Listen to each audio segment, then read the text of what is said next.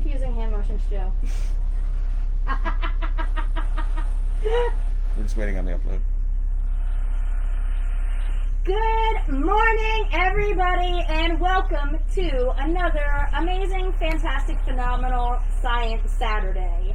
I am somewhere that we've never been before. We're at UVI, so we've been here many times, but I am in a certified, official, super schmancy lab where real science happens.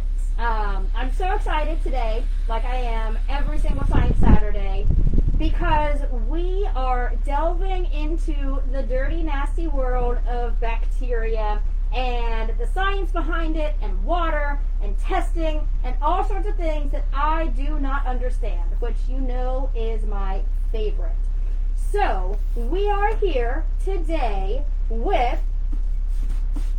that was good, with our favorite Science Saturday intern, Mason, woo, and Ember. Come on up. Hey.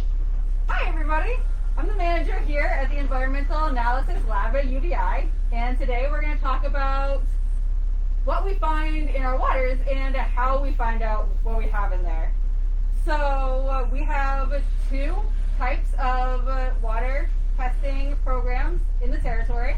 We've got one that's run by DPNR that tests the beach every week, and it's posted on their Facebook page, so you can go and check that out. And they test for some bacteria, which we'll be looking into later. And they test for turbidity, which is a measure of how cloudy the water is. Ooh, and then turbidity is a good word. We're going to learn a lot of good words today. Some of those good Jeopardy words. And then the second monitoring project that we have in the territory is our ambient water quality monitoring. And that's when we go out on boats, kind of in the middle of the bays, and pick up water to see what all kinds of things are happening there. So we do pH, temperature, salinity, turbidity again. But that time we do it when we're out on the boat. We don't bring the water back here. And then we also bring back water to do bacterial analysis and something called total suspended solids, which helps us figure out how many little pieces of things are floating around in our water. That sounds important. It is! It is! We want to know what's in our water, right? Because we're putting our bodies in it. We're also testing our drinking water, so we want to make sure that we're only taking in nice, clean water today. So, today we're going to look at the bacteria and those total suspended solids for the floaty bits. But before we get into that, I want to talk about the bacteria that we find in our everyday life. So I went around yesterday and I took samples of things in this lab so we can see what kind of bacteria we have going on. So super cool. Before we touch any of those things, though, we want to put on gloves. So we've got some gloves over here. The medium ones are probably the best ones for our hands. Why don't you grab some gloves for us? So I'm really excited. This is some top tier science. I'm going to watch you guys, and This is top tier and stinky. So these things perfect. end up being a little bit stinky. So I think this is also important. You know, we've in the past 2 years talked a lot about washing our hands. Yes. Which, why weren't we talking about this before? We should all be washing our hands frequently. But I think I'm really excited to see what kind of stuff is just out there. I am somebody who's not a germaphobe at all, possibly the opposite. So this is scared straight for Kitty. So I know. So cool. Oh no. So That one says Yoda. So my lab assistant Yoda doesn't take a lot of showers, so we did one on his forehead. And I got really into things and wanted to find some gross stuff for everybody. So I went in, I got our toilet seat done. This is my computer mouse. And this is this bench right here. Oh. Uh-oh. So if we have one little dot right here, that means that there's one colony of bacteria. So there's going to be one here, and that's okay. We can get up to 5 and still say that everything's very clean. Okay. Do you want to take the top off with the Yodo one here? Look at all those colonies. Look at all the different colors. Oh my goodness, this is beautiful. Poor Yoda. Yeah, he got a shower yesterday. All right. So we can see different colors, different shapes. I don't know if you can see it in the video, but there's different textures. So some of them are fuzzy and some of them are smooth. We can't tell what kind of bacteria they are this way though. We can tell that there's bacteria there and about how many. Because we can count these little colonies and say, you know, there's 50 colonies here, he needs a bath. All right. I like that. 50 colonies need a bath. Need a bath, it's time for a bath. We have the toilet seat. Oh. That's a massive, super colony. Yeah. That one got real big. Oh no. That one probably started as one bacteria and then grew and grew and grew until there was a whole colony there. Now, you said you did these yesterday, so this is like 24 hours of growth. Yep. So, not to be too gross, but let's be gross. That'd be gross. Is this happening like on our skin? Like if we went 24 hours without washing our hands, would something like it wouldn't look like that because these are getting a little close here. But you know, is this happening on us? This is. But not all bacteria is bad, right? Yes. This is important. We can't tell which one of these bacteria will make us sick and which one is being helpful in maintaining our skin health, for instance. Right. This one was just to set out in the air for an hour. So these were 2 bacteria that were floating around in the air. Which is still like less than 5, so it's still we're I clean. didn't see the R on it, and I thought it said AI. Ooh, my artificial intelligence is very clean. I actually thought it said Allie at first. I was like, oh no. No, but so the worst one where I need to work on this is the last one here is going to be my computer mouse. Oh, just watch open it. Let's see And this. so I wash my hands a lot here, but maybe not enough. Ooh. Oh man. Look at all that. And again, each one of these all has different shapes, different sizes. And this is So cool. how we used to do a lot of water quality work. But there's new technology now, and they have made the way that we test bacteria in our water easier, and we can tell what kind of bacteria there are. So let's say we went out and grabbed this sample of water, right? Just for everybody at home, you want to put a couple of drops of food coloring in so we can see it? That takes that off.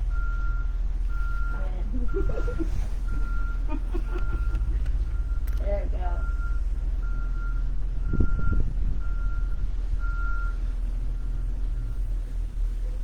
Then we're going to add this powder. And what this is, it's essentially food for the bacteria. And so if there's bacteria in here, it's going to eat this food and it's going to make them glow in the dark. So the bacteria are going to turn into, they're going to fluoresce. So it means that when we put them That's under another the good word. Fluoresce. fluoresce, when we put them under a black light, we're going to be able to see that they're there. So you want to snap this off and pour it in.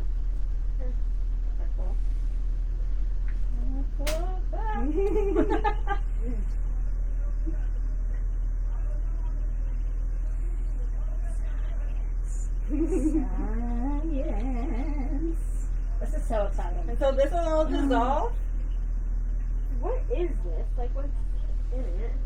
So it's kind of complicated. It's made of a lot of sugars for bacteria to eat, and it's a different chemical that'll add that fluorescent marker onto different bacteria.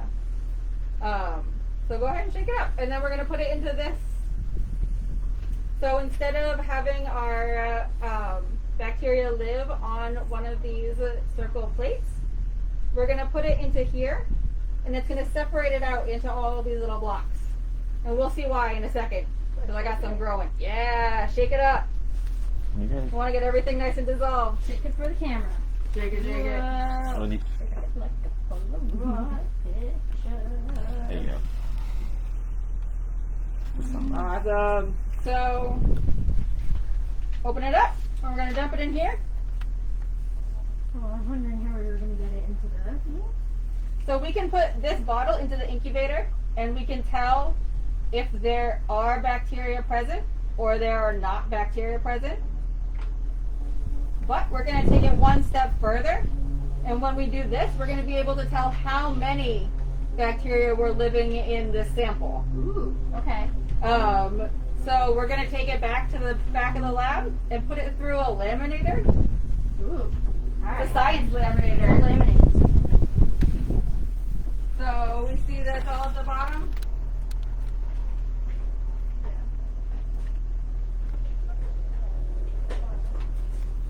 I always love doing. Yeah. Sorry we have to go so far away. It's getting completely smushed into the back. Yeah, smush that smush. It is. Go ahead and take it out. There you go. And how does it feel? It's kind of heavy, hot. Yeah, so this machine is gonna put through like really hot rollers and seal those samples into the little blocks. Cool, right? So many of them. It's a little bit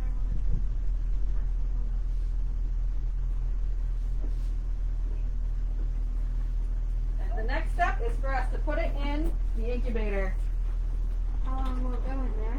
for 24 hours. Ooh. Is it warm and or hot or? Yeah, I mean, so touch these. This is I'm so warm. a little bit warmer than air temperature. It's just the perfect temperature for this species of bacteria to grow. We're going to be looking at 2 different kinds today, and so they're each incubated at different temperatures. This first one that we have is called Enterococci bacillum, I think. So, that's Latin, right? Yeah, So we've had this conversation before. Latin is a dead language, so we can say whatever we want. I love this. I love this. As long as you say it with confidence, Always with confidence. that's what it is. Yes. So this is a fecal indicator bacteria. Do you have any idea what that means? Do you know what feces is? It sounds familiar, but no. Kitty, what is feces? It's poop. Oh yeah. So a fecal indicator bacteria is going to tell us that there might be poop in the water. It, like this bacteria, lives in our intestines and in the intestines of warm-blooded animals. So it's also found here in the territory, in our dogs, in our goats, in our cows, in our cats, and in all of our people. So all of that, like up on the hillside, washing down in the rain Yeah. into the water. Yep. So this is where we're going to see if it glows in the dark. So this one should glow in the dark. This one has E. coli in it, which is not the same. And so we should not see it work. And why are these different colors? We're going to see them glow. So they're a little bit cloudy. What? Do you think that we can hit the lights? Here, kitty. I'll shoot you.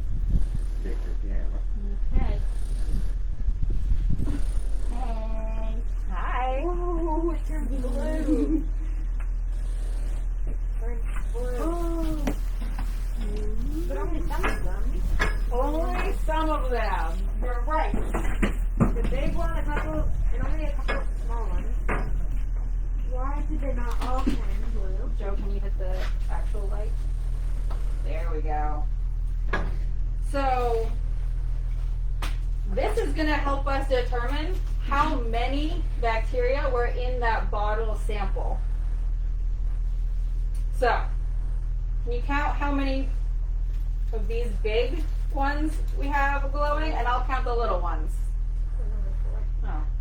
Well, I got the easy side then.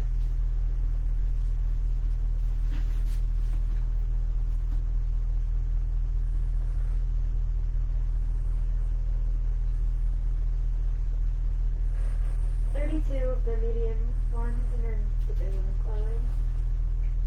We're going to say that there's 32 large ones and 4 small ones. And the way we decide how many bacteria there are, all these numbers. So on one side, it's going to be how many of the big ones we found. And on the top, it's going to be how many little ones. Oh, so we found 34, so right there. So if we go 34. Is it 34 or 32? 34. So it would be 59.4. 59.4. So we can say that there were likely about 60 bacteria living in that one little bottle. Wow. Right? That's amazing. That's some dirty water. Where did that come from? Oh, I actually put the bacteria in that. Oh, okay, cool. I wanted to make sure that we got something that looked pretty cool. Okay. So this is something that we don't see a lot. Okay. Sometimes we get like 1 or 2. Uh-huh. If we get more than a couple, that's when DPNR will notify that the beaches are not safe for swimming, and then you should wait. A lot of times that happens after big rain events. That You know, happened right before my birthday. We were going to have it at a beach, and there was like a thing in the news that was like high bacteria count in the water. yeah. So we almost didn't do it, but then we still did it. I mean, so it goes away pretty fast. We waited a few days. Yeah. Because we're safe.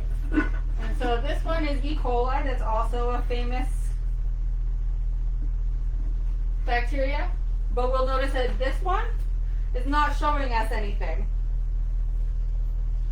Because this is the wrong test for E. coli. Oh. You want to reach down here and let's grab the ones that we have for E. coli. All of them? Yeah, let's get all of them. Oh wow, these ones are really Yeah, so what's different about these ones? weird. I mean, they smell weird and bad. I think that smells bad. But these ones also turn yellow, Wow. right? Yeah. So we've got 3 different kinds of bacteria here. Just to put it in. Yeah. Ooh. Ooh, wild. I had so many. So are all of the yellow ones glowing? Yeah. Just about, and then a bunch of the little ones. So we've got 2 different things that we're looking for. We're looking for a family of bacteria that are all this like oval shaped bacteria. And then inside that, we also have E. coli. So if it turns yellow, it means that it's in that family of coliforms. And if it turns yellow and fluoresces, then it's E. coli. Oh. And we'll see that these ones are yellow, but don't fluoresce. Would they look different if you covered the flap in like a severe or something? That's what this is for. Oh, some of them are going blue, but I think it's just the light. Well, some of them can glow blue, and some of them can turn yellow. But if they do both at the same time, that's when we know that they're E. coli. Oh, so none of them are doing both at the same time. Yeah, so let's look at this E. coli one, which is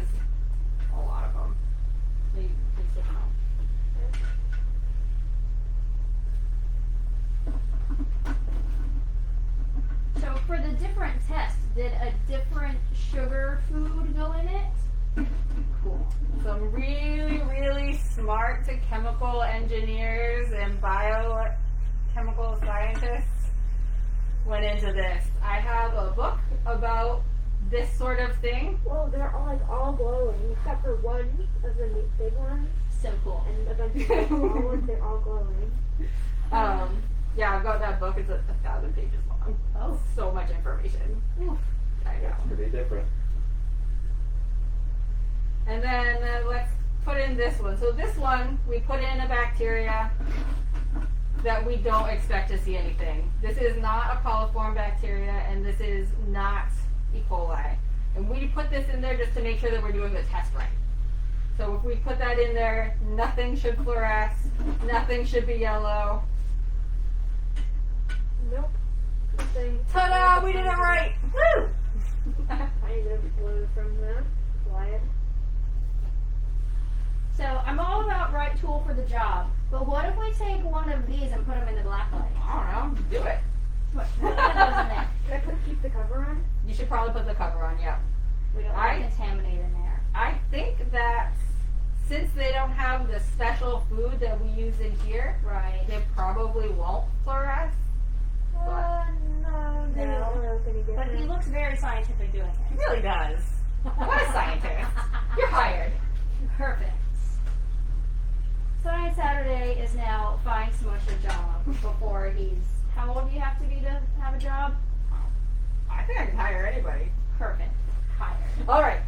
Cool. So that was our bacteria. Do you guys have any questions before we go on to the other stuff? Ooh.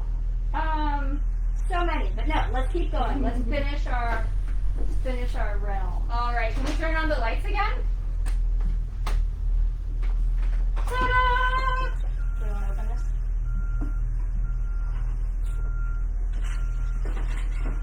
Oh yeah. Science is cool. Oh yeah. Cool. So, will you put the covers back on these?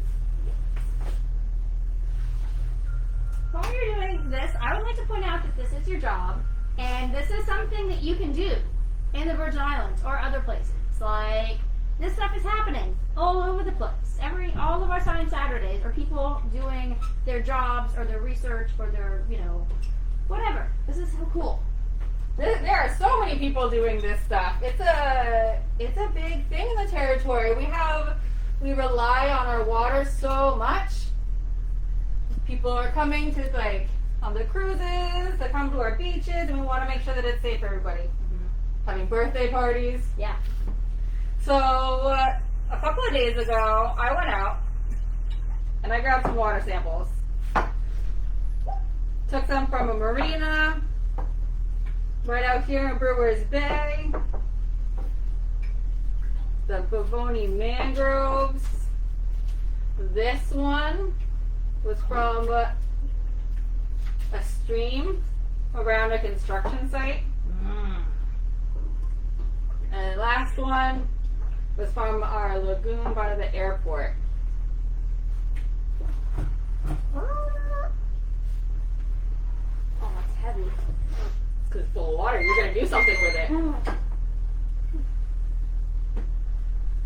Will you hand me that glass beaker right there? This big one? Yeah.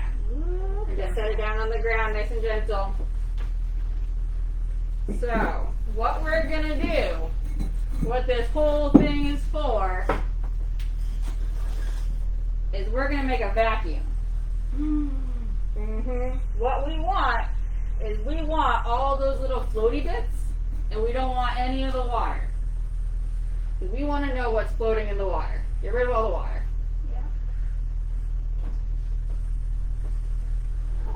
So each one of these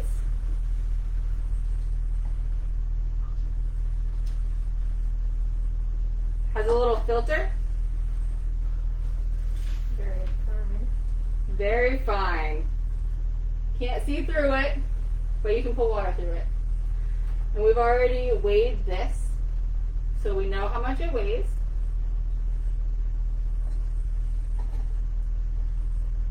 And I hope this isn't too noisy. But we're going to turn on a vacuum, so when we pour through here, the water's going to get all sucked down into that beaker.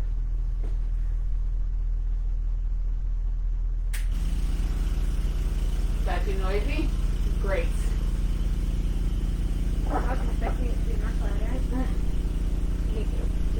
So I'm going to have you start pouring this sample, which is 1 liter. We're going to put it into this one. I did the rest of them this morning just because it takes a while.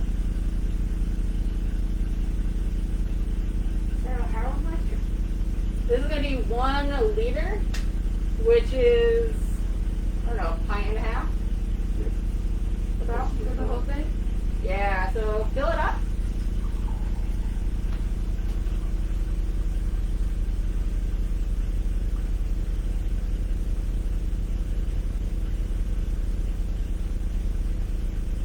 Beautiful. And then we're going to turn this little switch down here, which opens up the vacuum.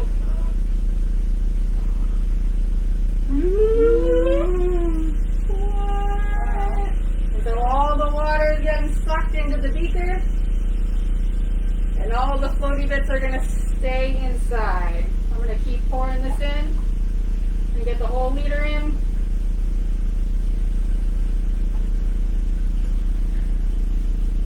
So while this is going through, what sort of floaty bits do you think? What do you think this is made of?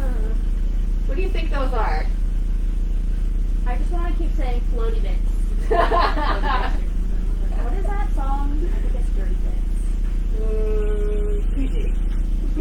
It's the dirt in the mangrove, right? Right. This is lagoon. Mm-hmm. So those are going to be pieces of dirt, but also pieces of leaf, pieces of stick, Like bark? bark. Yep, definitely. All those little pieces. So, oh man, Smush, remember when we did Science Saturday down in the mangrove nursery? Yeah. And you did the core sample. So maybe some stuff that we saw in there. All right. Does it look like all the water is out? Yep. I think so. Okay. So let's pop these off and take a look and see what we caught. So this one is our tap water. Barely anything. There shouldn't be anything in there. We don't want to be drinking any floaty bits. Hopefully they did this before it went to the tank. Yes, yes, yes, yes. So this one here is from the marina. We see a little bit in there, but that doesn't look dirty. Right? You expect to see a little bit. We got one that's stuck. Same thing with Brewer's Bay. Right? Yeah. But then we get to the mangroves and we start seeing a little bit more. It's like, wood color. Mm-hmm. Is that like sand in there or? I think it would probably be mostly pieces of leaf and stick. You've got the mangroves and their leaves kind of fall down and then they start breaking up into little pieces. This is going to be the runoff. Ugh, creep. Wow, that looks dirty. It is, and we see a lot of that red color, which we see in a lot of the soil around here, and that looks to me like clay. So the really fine red pieces of dirt that kind of get into our streams after big rains. So that is, you said that's from a construction site? Alright, so this is why we have all those rules about protecting your development and putting up silt fences, because if that gets into the water where you're swimming or a coral is growing, that's not fun. I No? mean, I'm not going to say gross because I don't know what's in there. We need the other tests to know if it's gross. So scientifically, not gross yet. But that could smother a coral, that could smother seagrass. Last month we learned about seagrass, and that was all like particulating down. Particulating, is that a word? Sure, it is now. It is particulating. It is particularly particulating. And then let's look at that last one that Mason just did. Alright. Let me hold it. There we go. Wow.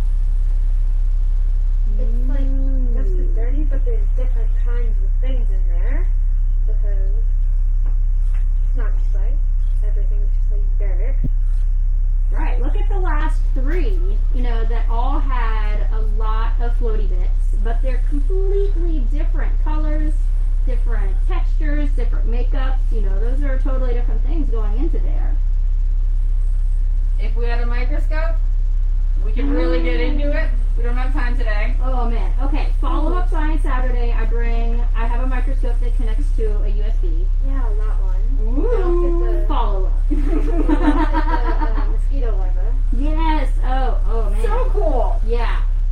So the next step is we're going to take our fancy lab tweezers, which we call forceps, or we can just call tweezers. Because if we use our fingers, we might either brush some of the stuff off or add some of the oils from our fingers onto the sample. We don't want to change any of that. So we're going to take these and go into my handy dandy drawing oven, where I have some pre-dried samples. The magic of... This isn't TV. What are we? TV magic. We'll just call it TV magic. It's just a really prepared scientist. We're not used to that. So we have all of these that are labeled. You put that in front of the merino one.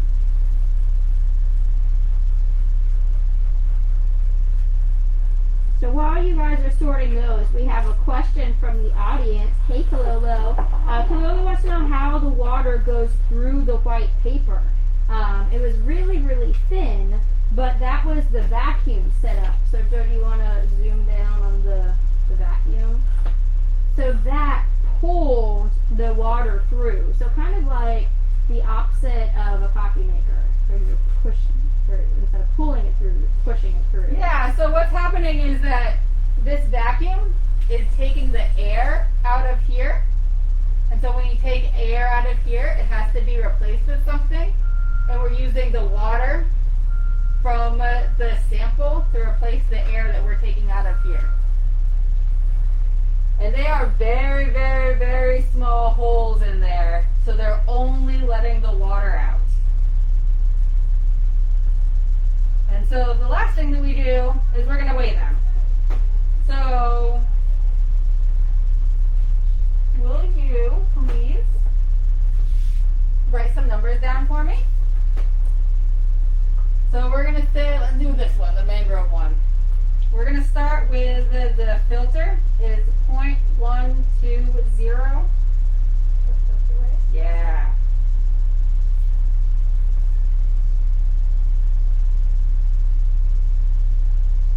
One, 2, 0, 2. I didn't say the second 2 last time. That was on me. Yeah, please. And then we're going to take the weight of it now, after it's all dried. And then we'll do some math and figure out how much weight was in the sample. Very powerful. This will measure 0.1 milligrams. Wow. So that's a 0.0001 grams. I don't need that in my kitchen. You do not need this in your kitchen. That's not going to make your cake bake any better. So will you write this number down in this column right here? You remember it? Yep, 0.1273. Yeah. Great memory. Good job. Gotta write everything down. That's Everything. Wait, weighs more? Yeah, right? So the filter by itself, and then we filter the sample through. So it weighs 71 milligrams? Ooh, actually, yeah. Yeah. Good math. I was going to take out my calculator. Do you really do that in your head, Slush? Oh man. I mean, it's just, yeah. No, you're right. You guys will never believe that we're related. I couldn't have done that in, like, ever. So, we don't have to write it on this sheet, but what we had was 0.0073 grams of sediment in our sample. So 7.3 milligrams per liter will make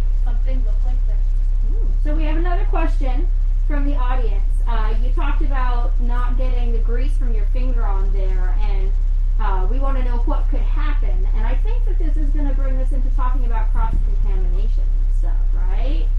Yes. I think I feel smart right now. Good job, Kitty. Yeah, we are doing this for some different agencies, for the government. We want to make sure that we're giving everybody the best information that we can. So if we accidentally get some of the things on our fingers on here, it's going to make it look like there was more floaty bits in the sample than there was. We don't want that to happen. Right. We want to be able to do the best science that we possibly can. Which it takes a lot of work. Yeah, and hand washing. And so much hand washing. So much hand washing. So much writing things down, making sure you check your numbers back and forth. I have lots of friends that will come and help me and go through my numbers and make sure that everything gets entered into the computer correctly. It's not the fun part. I mean, This is the fun part. for somebody it might be. You never know. 3 weights. Right, so when I do this all the way through, what has to happen is you have to dry them so that you get 2 consistent weights. Because if you weigh it maybe one time and there's still a little bit of water left, put it back in the dryer for a little while, and maybe this next number is less because some of the water is evaporated. So we keep doing this process of weighing and then putting it back in the oven until we get a consistent weight. Okay. Very cool. Super interesting. Yeah, so this is what we do here in the lab. These things plus so many other things that we just can't get into today. But you can read about In a book. on the DPNR website and through UVI. Yeah. Cool. This is awesome. So if you have any like rounding out questions, burning desire to be a lab technician, maybe?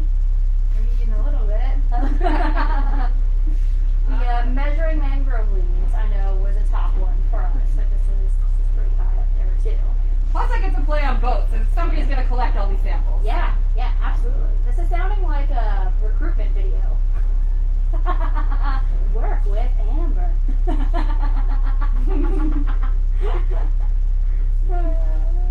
show up. I love different So, I do have a question. Oh.